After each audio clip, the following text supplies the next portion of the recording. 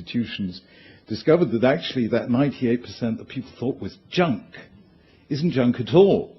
It's absolutely essential for the maintenance of life.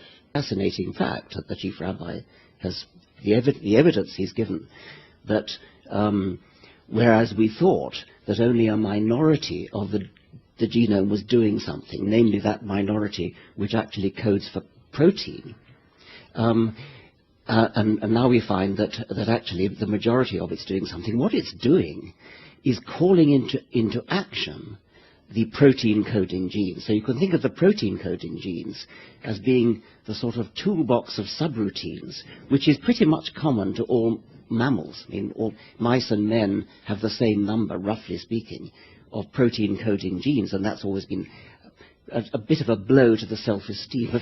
I have noticed that there are some creationists who are jumping on it because they think that's awkward for Darwinism.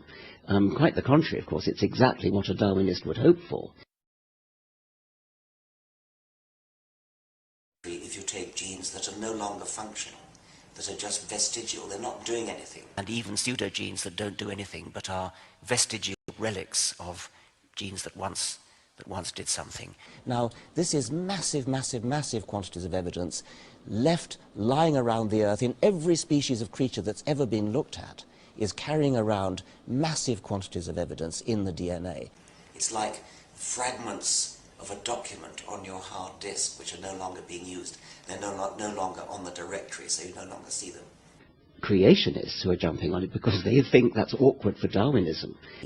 Is the traces, the remains, you see the consequences of the evolutionary process. And you find that it forms a perfect branching hierarchy. It's a tree. And what else could that tree be but a family tree?